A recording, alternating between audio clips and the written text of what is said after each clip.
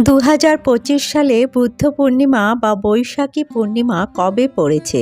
বুদ্ধ পূর্ণিমার দিনটি আপনারা কিভাবে পালন করবেন? এই দিনে সত্যনারায়ণ পুজো ও গঙ্গা স্নানের শুভ সময় কখন থাকছে? এছাড়া বৌদ্ধ পূর্ণিমার পবিত্র পুণ্যতিথিতে মা লক্ষ্মী ও ভগবান শ্রী নারায়ণের কৃপা ও আশীর্বাদ পেতে কি কাজ করবেন এবং কি কাজ করবেন না। নমস্কার বন্ধুরা, রিঙ্কু রায় ব্লগ চ্যানেলে আপনাদের সবাইকে অনেক অনেক স্বাগত। আশা করছি বন্ধুরা আপনারা সকলেই ঈশ্বরের কৃপায় অনেক ভালো আছেন এবং সুস্থ আছেন। বন্ধুরা, সামনেই আসতে চলেছে বৈশাখী পূর্ণিমা বা বুদ্ধ পূর্ণিমা। হিন্দু পঞ্চাঙ্গ অনুসারে বৈশাখ মাসের পূর্ণিমা তিথিকে বৈশাখী পূর্ণিমা বলা হয়। এদিনে ভগবান গৌতম বুদ্ধের জন্ম হয়েছিল, তাই এই তিথিকে বুদ্ধ পূর্ণিমাও বলা হয়ে থাকে।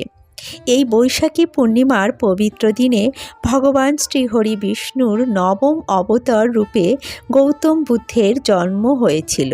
তাই বৌদ্ধ ধর্মে ও হিন্দু ধর্মের সকল মানুষদের কাছে এই দিনটির বিশেষ গুরুত্ব মাহাত্ম্য রয়েছে।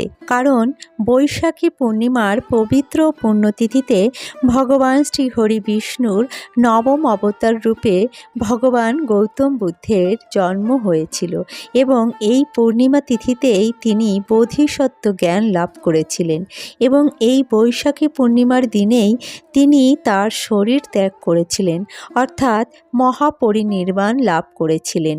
সুতরাং এই একটি দিনেই গৌতম বুদ্ধের জীবনের তিনটি বিশেষ গুরুত্বপূর্ণ ঘটনা ঘটেছিল।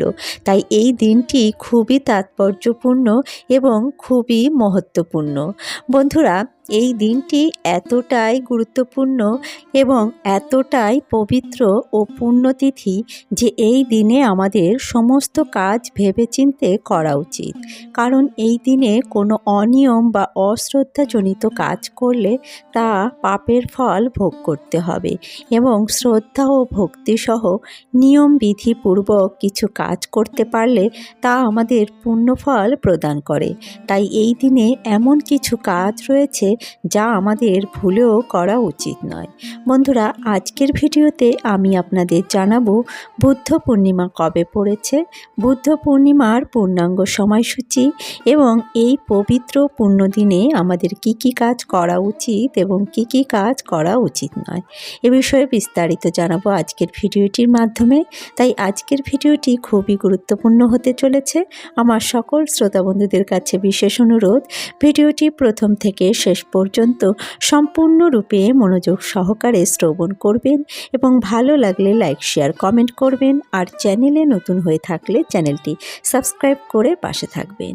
তো চলুন বন্ধুরা, ভিডিওর মূল পর্বে যাওয়া যাক। প্রথমেই আমরা জেনে নেব এবছর অর্থাৎ 2025 সালে বৈশাখী পূর্ণিমা বা বুদ্ধ পূর্ণিমা কবে পড়েছে।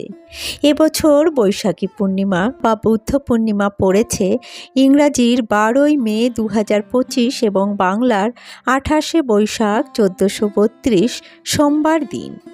বুদ্ধ পূর্ণিমায় পূর্ণিমা তিথি শুরু হবে ইংরাজির 11ই মে 2025 এবং বাংলার 27শে বৈশাখ 1432 রবিবার সন্ধ্যে 7:17 থেকে এবং বুদ্ধ পূর্ণিমায় পূর্ণিমা তিথি সমাপ্ত হবে ইংরাজির 12ই মে 2025 এবং বাংলার 28শে বৈশাখ 1432 সোমবার রাত 9:19।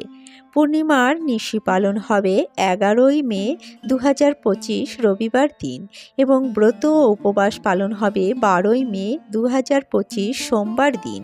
এদিনে শ্রী শ্রী সত্যনারায়ণের পুজোর বিশেষ সময় রয়েছে ইংরাজির 12ই মে 2025 এবং বাংলার 28শে বৈশাখ 1432 সোমবার দিন সন্ধে 6:06 থেকে সন্ধে 7:42 পর্যন্ত। বুদ্ধ পূর্ণিমা বা বৈশাখী পূর্ণিমার দিন গঙ্গা স্নানের বিশেষ সময় বা শুভ সময় রয়েছে 12ই মে 2025 28শে বৈশাখ 1432 সোমবার দিন সকাল 6টা থেকে রাত 9:19 পর্যন্ত। চলুন বন্ধুরা, এবার সংক্ষেপে জেনে নিই বুদ্ধ পূর্ণিমার দিনটি আপনারা কিভাবে পালন করবেন। বুদ্ধ পূর্ণিমার দিন সকাল সকাল ঘুম থেকে উঠবেন, তারপর কাজকর্ম সেরে সকাল সকাল আপনারা স্নান করে নেবেন। স্নান সেরে আপনারা বাড়ির তুলসী গাছে জল অর্পণ করবেন। এরপর আপনারা আপনার বাড়ির প্রধান দরজার সামনে দুপাশে দুটো স্বস্তিক চিহ্ন আঁকবেন। হলুদ ও চন্দনের মিশ্রণে এবং দুধের মিশ্রণ দিয়ে একটি আপনারা স্বস্তিক চিহ্ন আঁকবেন, আরেকটি আপনারা তেল ও সিঁদুরের মিশ্রণ দিয়ে একটি স্বস্তিক চিহ্ন আঁকবেন। এদিনে বাড়িতে মা লক্ষ্মী ও শ্রী নারায়ণের পুজো অর্চনা করবেন এবং রাতে চন্দ্রদেবের উদ্দেশ্যে আপনারা বাড়িতে ক্ষীর অর্পণ করবেন। এতে বাড়ির ধন সম্পত্তি বৃদ্ধি হবে, অর্থ উন্নতি বৃদ্ধি হবে, বাড়ির সমস্ত বাধা বিপত্তি দূর হবে। বৌদ্ধ পূর্ণিমার দিন গঙ্গা স্নান অত্যন্ত শুভ ও ফলপ্রদায়ী বলে মানা হয়েছে। তাই আপনারা গঙ্গা স্নানের বিশেষ সময়ের মধ্যে যে কোনো সময় আপনারা গঙ্গা স্নান করে নিতে পারেন। বন্ধুরা, মানা হয়েছে এই দিনে পিতৃপুরুষদের উদ্দেশ্যে জল অর্পণ করা খুবই শুভ এবং পুণ্য ফল প্রদান করে। তাই এই দিনে পিতৃপুরুষদের উদ্দেশ্যে আপনারা জল অর্পণ করবেন। এতে পিতৃপুরুষেরা উদ্ধার হয় এবং তারা বৈকুণ্ঠ ধাম লাভ করে। অনেক সময় পিতৃপুরুষরা এই পৃথিবীর লোকেই থেকে যায় এবং তারা নানা রকম কষ্ট যন্ত্রণা ভোগ করতে থাকে। তাই এই দিনে যদি পিতৃপুরুষদের উদ্দেশ্যে জল অর্পণ করা হয় তাহলে তারা উদ্ধার হয়। তাই অবশ্যই চেষ্টা করবেন পিতৃপুরুষদের উদ্দেশ্যে জল অর্পণ করা। বন্ধুরা, এই দিনে বাড়ির তুলসী তলায় মা লক্ষ্মী ও ভগবান শ্রী নারায়ণের নামে একটি শুদ্ধ ঘিয়ের প্রদীপ অর্পণ করবেন। এতে পরিবারের সমস্ত বাধা বিঘ্ন কেটে যাবে এবং মা লক্ষ্মী ও ভগবান শ্রী নারায়ণের কৃপা ও আশীর্বাদ প্রাপ্ত করতে পারবেন। এদিনে দান করা অত্যন্ত শুভ ও পুণ্য ফল প্রদান করে। তাই এই দিনে আপনারা আপনার সাধ্যমতো যে কোনো গরিব দুঃখী ও অসহায় মানুষকে দান করবেন। এদিনে গরিব দুঃখী ভিখারি এবং অসহায় মানুষকে সামর্থ্য মতো কিছু দান করলে তার পুণ্যফল মেলে এবং সমস্ত পাপ থেকে মুক্ত হওয়া যায়। তাই বন্ধুরা, এই দিনে চেষ্টা করবেন গরিব দুঃখী ভিক্ষুককে খাদ্য, বস্ত্র, অন্ন দান করার। এর ফলে জীবনে কখনো দুঃসময় আসে না। এছাড়া এই দিনে পশু পাখি এবং অন্যান্য জীবজন্তুকে জল দান করাও খাদ্য প্রদান করা অত্যন্ত পুণ্যের কাজ বলে মনে করা হয়। তাই আপনার আশেপাশে যে সমস্ত পশু পাখি বা অবলা জীবজন্তু দেখবেন তাদের খাদ্য গ্রহণ করাবেন এবং জল দান করবেন। চলুন বন্ধুরা, এবার জেনে নেওয়া যাক এই দিনে আপনারা কোন কোন কাজ ভুলেও করবেন না। এদিনে আপনারা সর্বপ্রথম যে কাজটি করবেন না তা হলো দেরি করে ঘুম থেকে উঠবেন না। যতটা সম্ভব সকাল সকাল ঘুম থেকে ওঠার চেষ্টা করবেন। এই দিনে বাড়ি ঘরদুয়ার নোংরা, অপরিষ্কার, অপরিচ্ছন্ন করে রাখবেন না। চেষ্টা করবেন এই দিনে বাড়ি ঘরদুয়ার সুন্দরভাবে পরিষ্কার পরিচ্ছন্ন করে রাখতে। এতে মা লক্ষ্মী অত্যন্ত প্রসন্ন হন এবং সেই বাড়িতে প্রবেশ করেন। এই দিনে তুলসী তলায় বা বাড়ির মুখ্য দরজার সামনে দুটি ঘিয়ের প্রদীপ অথবা তেলের প্রদীপ প্রজ্বলন করবেন। বাড়িতে সন্ধেবেলায় তুলসী তলায় প্রদীপ প্রজ্বলন করবেন। তুলসী তলা বা বাড়ির মুখ্য দরজার সামনে এদিনে অন্ধকার করে রাখবেন না। এই দিন আমিষ আহার বর্জন করবেন। এই দিনে অযথা কারোর সঙ্গে ঝগড়াঝাঁটি, মারামারি বা অশান্তি কলহ করবেন না। কাউকে বাজে কথা, কটু কথা বলবেন না।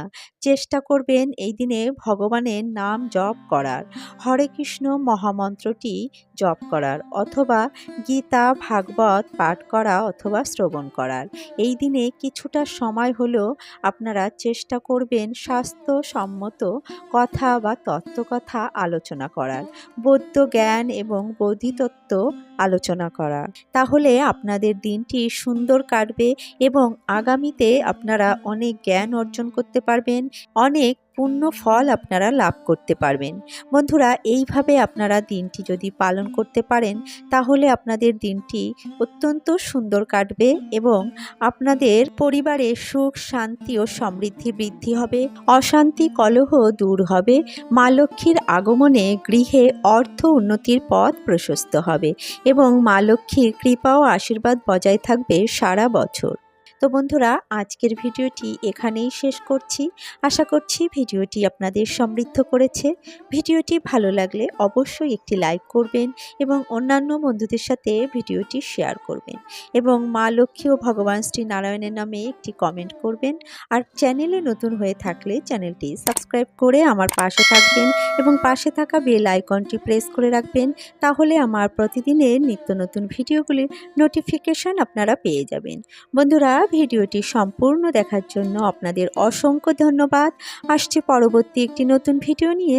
ততক্ষণে আপনারা ভালো থাকবেন, সুস্থ থাকবেন।